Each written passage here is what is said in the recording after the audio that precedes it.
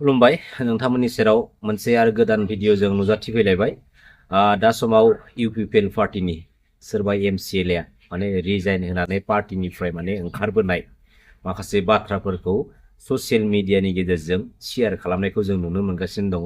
दा बे भाइरेल खालामनाय बाथ्राया ना नंगौ ना नङा आरो बेसेबां सैथो बे समाव जोङो हमदांनो हायाखै आरो बे बिथिंनि बेलायावनो जोंहा BTCनि दानि EM मानगोनां रनजित बसुमतारी बिथाङा मिडिया पर्टेलनि गेजेरजों मा बाथ्रा फोरमायथिदों नोंथांमोना बेखौ खोनासंनानै लाग्रोदो। बाथ्राखौ बानसावलाबायनायखौ आंबो खोनादों, किन्तु I am not sure whether he resigned or not from his membership. किन्तु मोनसे बाथ्राया सैथो, बिथाङा दिनैबो UPPL आवनो दङ, इयुनावबो थागोन आरो सोरबाया NDP बेकग्राउन्डनिफ्राय फैनाय, सोरबाया एबसु बेकग्राउन्डनिफ्राय फैनाय, सोरबाया पलिटिकेलि बाइवार्ड प्रफेसनेलि फैनाय जोंनि बर' समाजनि गेजेराव बेफोरबायदि डिफारेन्सखौ जों लाबोनो नागिराखै। मानोना बेफोरबायदि डिफारेन्स लाबोनायनि गेजेरजों बर'फोरखौ डिभाइड एन्ड रुल खालामनो नागिरनाय थामथि गोहोखौ जों गोबां नुगासिनो दङ। NDP बेकग्राउन्डनिफ्राय फैनाय, गतिके NDPनि मानसिफ्रा बिदि जानांगौ होननानै थुनज्लायग्रा मानसिफोर गोबां दङ। आबसु बेकग्राउन्डनिफ्राय फैनाय होननानै आबसुनि मानसिफोरखौ थुनज्लायग्रा गोबां मानसिफोर दङ। माहारियारि बादजों सोमोन्दो थानाय हारिखौ रैखाथि होनो थाखाय, हारिखौ मन'हां मन'जाहां बै समनिफ्राय रैखाथि होनो थाखाय दिनै जोंनि खौसेथिनि गोनां जानानै फैदों। सोरबाया जिखियानो बुङाथों, बर' हारिया बर'आनोखा। दिनैनिफ्राय 6500 बोसोर, फ्राय 7000 बोसोर रायजो जाबोनाय बर' हारिखौ फोजोबनो हायाखै, दाबो हायाखै, इयुनावबो हानाय नङा। आं नोंथांमोननि मिडियानि गेजेरजों बर' हारिनि जानानै बै नैथि आरो थामथि गोहोखौ बे बाथ्राखौ चेलेन्ज खालामनो हायो। स्पष्ट खोन्था, आं बेखौ नोंथांमोननि मिडियानि गेजेरजों बुंनो मोननानै गोजोननाय मोनबाय। जोंनि जेलाव थानाय 65 सा बिथांमोनखौबो बेल लानायनि थाखाय जोङो जोंनि गभर्नमेन्टनिफ्रायनो हाइकर्टआनो जा सुप्रिम कर्टआनो जा जों गारगासिनो दङ, जों खामानि मावगासिनो दङ। माखासे मानसि दङ अमा हालेवनायाव सैमा आगान केरेक्टारनि मानसिफोर, बे अमा हालेवनायाव सैमा आगान केरेक्टारनि मानसिफ्रा गावसोरखौ नाम लानो थाखाय, मुं लानो थाखाय बायदिसिना बुंथिगासिनो दङ। बेफोरबायदि मानसिखौ जों जोलैनि हांगार होननानैसो बुंनो नागिरो। गतिके केसफोर उइथड्र जाजोबनायजों लोगोसे जेल जानाय मानसिफोरखौ बख'नायनि दायित्वआबो जोंनि सरकारनि आखायावनो जोङो लागासिनो दं आरो बेखौ जों मावफुंबाय थागोन। आंनिसिम सानै ब्रादारा कमेन्ट्स हरदों। गिबियाव आङो जोंहा लक्ष्मण मुसाहारि ब्रादार बिथाङा बुंहरदों, अशोक राजाखौ एबसुनि प्रेसिडेन्ट खालामनांगौ लोगोफोर, बर'नि गोरों मानसि। बिराद मोजां मोनदों आङो लक्ष्मण ब्रादार नोंथांनि बे कमेन्ट्सखौ नुनानै, माने दसे समनि थाखाय माने बिराद गोजोननाय मोनदों आरोना। जुदि थारैनो माबेबा मोनसे समाव जुदि जामारनायमोनब्ला बा बे बिबानाव जुदि थानो हानायमोनब्ला, बेफोरबायदि माखासे मोजां मोजां बाथ्राफोरखौ साननानै माने बिराद एक्साइटेड जादों आरो आं दसे समनि थाखाय। बिराद मोजां ब्रादार, कमेन्ट हरनायनि थाखाय गोजोननाय थाबाय। लोगोसे सासे ब्रादार आंनिसिम कमेन्ट हरबावदों, प्रान्जल बर' ब्रादार, दा बायदियाव हाग्रामा सार आरो प्रमद सार सानैबो खौसे जायोब्ला दुनियानि रावबो गोहोआ हमथानो हानाय नङा।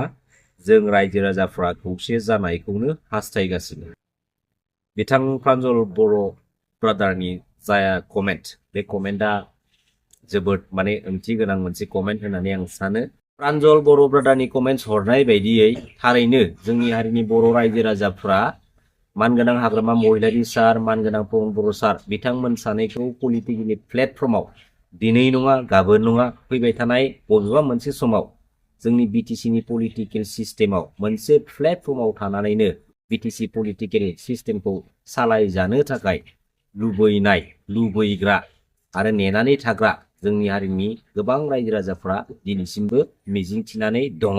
आरो बेफोरबायदि रायजो राजानि लुबैनाय बायदियै फैबाय थानाय समाव थारैनो जुदि मानगोनां हाग्रामा महिलारि सार आरो मानगोनां प्रमद बर' सारमोना रायजो राजानि लुबैनायखौ जुदि एसेब्लाबो इम्पर्टेन्ट साननानै खोनासंनानै जुदि फैबाय थानाय समाव BTC पलिटिकेल सिस्टेमाव ज' जानानै खौसे जानानै जुदि सालायमारोब्ला जोबोद गोजोनथावनि बाथ्रा।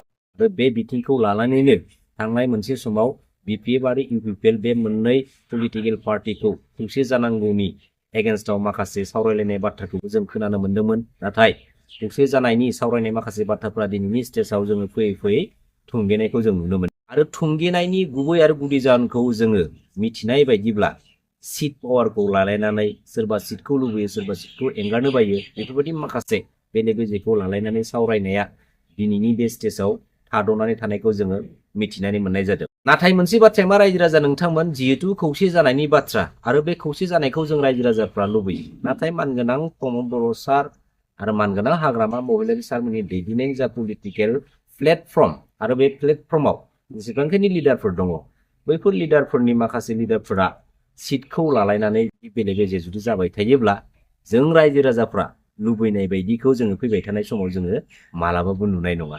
बेखायनो जों रायजो राजानि जुदि लुबैनाया जुदि जाफुङाब्ला फैबाय थानाय समाव जों ओरैबायदि लिडारखौसो जों सापर्ट होनांगोन जाय लिडारनि दैदेननायावनोखि जोंनि बिटिसि ओनसोलजों लोगोसे बिटिसिनि आउटआव थानाय जेसेबांखिनि बर' एरियाफोर बर' फिसाफोर दङ बैफोरनि थाखाय बैसोरनि थाखाय एसेब्लाबो बे पलिटिकेल सिस्टेमनि गेजेरजों जोङो मोजां लामाखौ जों लाबोनो हायो। आगानसेब्लाबो बैबायदि लिडारखौसो जोङो फैबाय थानाय समाव जोङो सायख'नानै जोङो सापर्ट खालामनांगौ।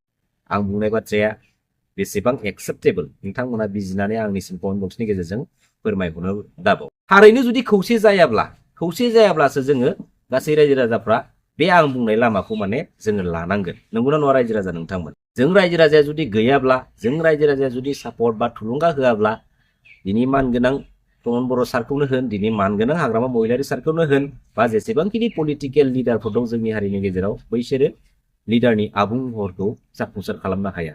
बेखायनो मस्ट इम्परटेन्टलि बैफोर लिडारफोरा एक्सुअलि थारैनो दिनैनि समाव जों रायजो राजानि लुबैनाय हास्थायनाय खावलायनायखौ एसे इम्परटेन्ट होयोब्ला साबसिन जागोनखौ आं सानो। आरो मोनसे बाथ्राया मा रायजो राजा नोंथांमोन जिहेतु पलिटिक्सनि बाथ्रा बेवहाय नोंसोराबो आंबो आरो जों बयबो जोंनि गोसोनि लुबैनाय बायदि जों बबेबा मोनसे पार्टिखौ जोङो सापर्ट खालामनो हायो। बेवहाय आरो बे बाथ्राखौ लानानै जों रावबो रावखौबो माने सोंखारिनो बा इनसाल्ट खालामनो हाया।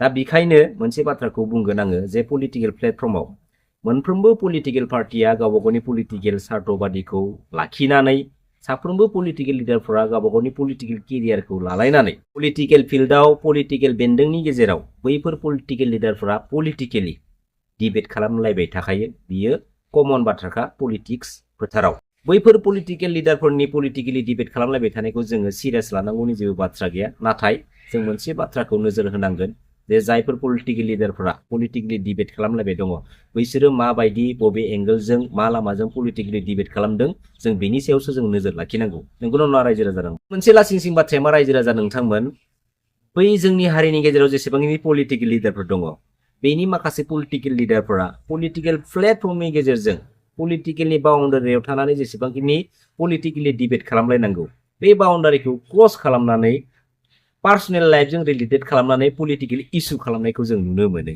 आरो बैफोरबायदि सिस्टेमनि पलिटिकेल लिडारफोरखौ आं मोनसे बाथ्रा बुंनो सानो जायफोरनोखि पलिटिकेल प्लेटफर्माव फैनानै पलिटिकेलनि बागै प्रपारलि माने नलेज गैया पलिटिकेलनि माखासे सिस्टेमफोरखौ माने फल' खालामा बैफोरबायदि पलिटिकेल लिडारफोरनि थाखायनो जोंनि हारिनि गेजेराव फैबाय थानाय समाव माबा मोनसे गाज्रि गोहोम खोख्लैगोन नामा माबा मोनसे गाज्रि गोहोम लाबोगोन नामा बैफोरबायदि माखासे बाथ्राफोरखौ लानानै जों एसे साननो गोनां बायथ' जानानै बेखायनो जायफोर लिडारफोरा पलिटिकेलनि माखासे रुल्सफोरखौ फल' खालामा सिस्टेमफोरखौ माने फल' खालामा आरो पलिटिकेलनि बागै प्रपारलि नलेज गैया बैफोर लिडारफोरा एक्सुअलि पलिटिकेल प्लेटफर्मनिफ्राय गोजान जाना थानाया मोजांखा। नंगौना नङा रायजो राजा नोंथांमोन?